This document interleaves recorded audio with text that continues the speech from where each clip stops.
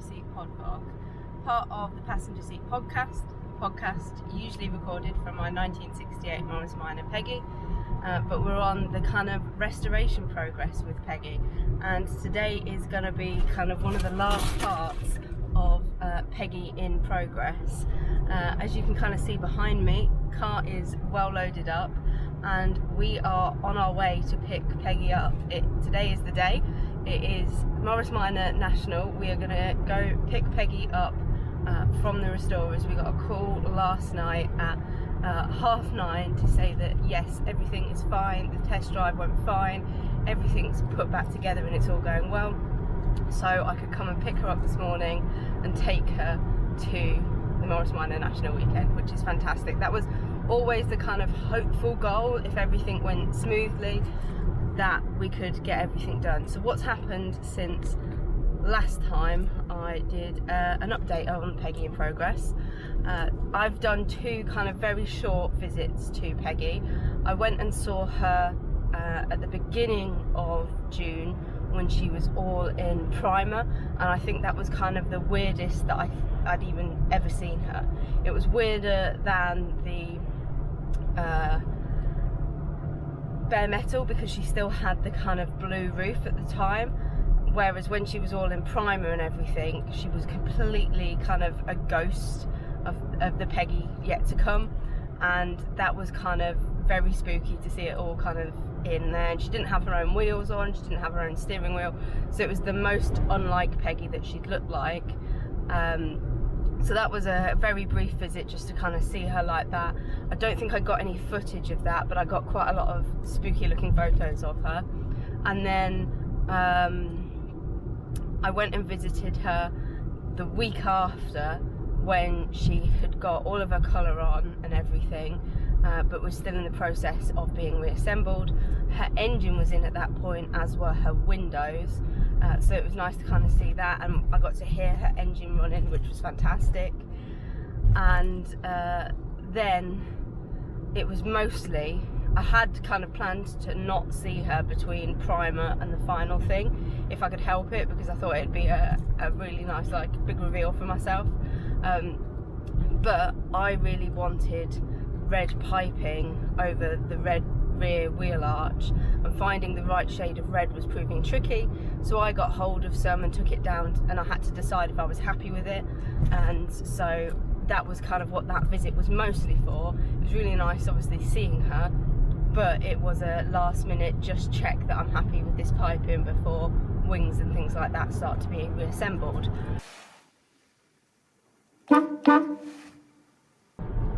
Since then I've not seen her, and I think it's been about 2 weeks. We always knew that reassembly was going to take about 3 weeks, and so it really has. And yeah, I'm really excited to go and see what she looks like, how it's all come together, and drive her again. And there's nothing better than a cross-country test drive of a car that's literally coming out of the restorers today. She's not 100% finished in terms of, there's still some little bits that I want to do. So for example, at the front seats, I had asked a gentleman who did my friend Natasha's seats for some custom front seat covers, and those are still in progress. So I will be kind of webbing and filling and covering the front seats after I get Peggy back. And I also meant to order some red seat belts, but it's all gone so quickly that I've forgotten that. So those will get ordered and probably get fitted when I take the seats out to redo those. But all in all, she's going to be very shiny and lovely for National this weekend. So next stuff you'll see is us arriving at the restorers and picking Peggy up, which is really exciting.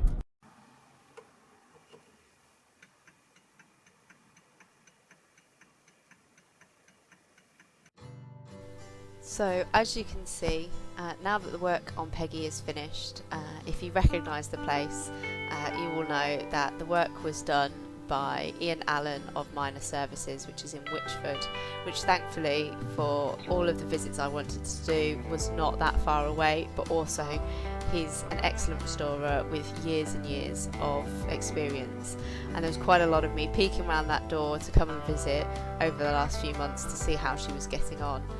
And he emerged at that point from kind of finishing her up in what is usually the painting bay, and that was my first glimpse of her round the other side of the door.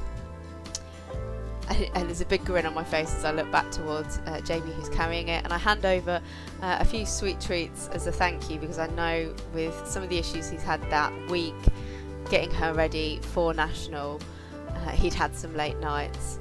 I still had the number plate, and that had been a little cleaned up and repainted in places just to tie it in with the rest of how brilliant Peggy looks. I tried to keep as much of her from before as I could, so the chrome work, as much of the original interior, the steering wheel, so that she still had a lot of what was Peggy, even though there was a lot of new metal that had gone in there. And throughout this you'll see a big grin on my face, because I am absolutely thrilled with the final product. It's kind of all of the things that I'd wanted to do to her, or had done, but done properly and professionally and in a way that's going to last, but also lots of other little bits and big bits that have made her so much more solid and ready to take on lots of new adventures with me. But I was so glad that I went for that red piping. I got a lot of compliments on it and how it matched the wheels and the steering wheel at National, and you can just see there kind of how well all of the doors shuts and everything. It was like getting a car that was better than factory, probably, especially at this late stage in Morris production. And yeah, she was just absolutely stunning. Lots of work had gone into, even between me seeing her with all of the paint on and getting this final finish on the paintwork, as well as fitting all of the interior back in and things like that.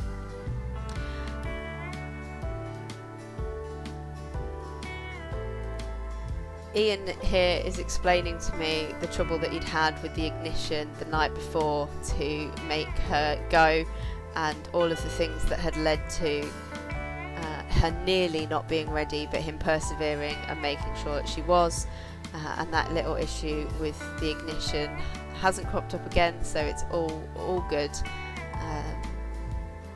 And he'd also done some stuff to make sure that it was a bit more secure in the back of the coil there from the electronic ignition.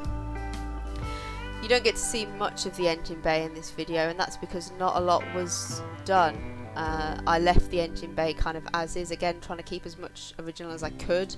The engine bay itself, other than the front cross member and the passenger side chassis leg, was relatively okay, had original paint and stuff in there. And also a big shiny engine bay is not something that I'm massively interested in. I wanted it to still feel like somewhere I could work on it.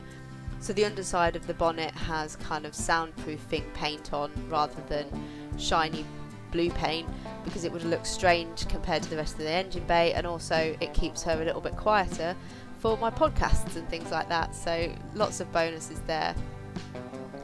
But yeah, gosh, she was so shiny, and it was amazing to kind of look round her and take it all in and see her back together again, and see the new wing mirrors that now mean I can use my quarter lights for the first time, and it's been hugely successful.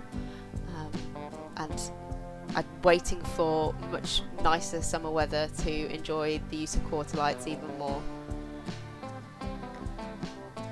Some more details about the final putting together being explained here. So the switching out of the back of the headlights, again the headlamp units are the same ones that were on before.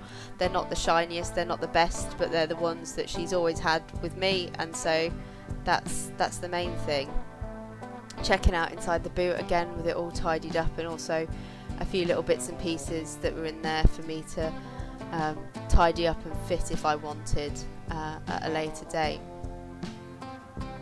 You can kind of see a glimpse of it here now that we're sat inside, but the carpets I've fitted are red, obviously, rather than the light blue ones. I've got my messy floor mats in there at the moment, but I'm getting some nice new tidy ones, and I've also got some nice new red seat belts, like I mentioned. And I also plan on getting new front seat covers that are being custom made. They're not ready just yet, but they will be going in, and of course I'll be sharing those on social media when that's all done. But it meant that I could update the front seats, make them more usable for me, whilst keeping as much of her original interior as I possibly could, keeping her parcel shelf upside down like it had been when I got her and the way that I've only ever known it. But that's enough chat, we've got a national to get to.